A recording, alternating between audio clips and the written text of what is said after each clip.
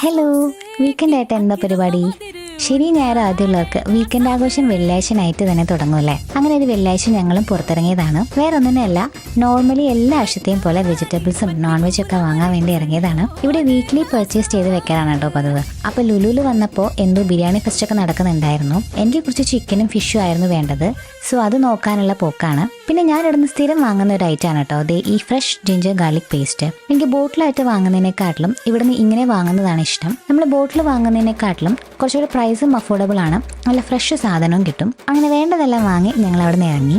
Saturday night food കഴിക്കാൻ ഇറങ്ങിയതാണ്. ഇവിടെ ഒരു ന്യൂ റെസ്റ്റോറൻറ്റ് വന്നിട്ടുണ്ട്. അപ്പോൾ അവിടെ ഒന്ന് ട്രൈ ഔട്ട് ചെയ്യാൻ വന്നതാണ്. നല്ല ആംബിയൻസ് ആയിരുന്നു കേട്ടോ. ഞങ്ങളൊരു ചില്ലി ഗോവ മൊയ്ത്തോയും ഹോട്ട് വിങ്സും ഡൈനമൈറ്റ് ചിക്കൻ ബർഗറാണ് ഓർഡർ ചെയ്തത്. വെറൈറ്റി ഓഫ് ബർഗേഴ്സ് ഉണ്ടായിരുന്നു അവിടെ കേട്ടോ. പിന്നെ ഒരു പെരി പെരി ഫ്രൈസും ഓർഡർ ചെയ്തിരുന്നു.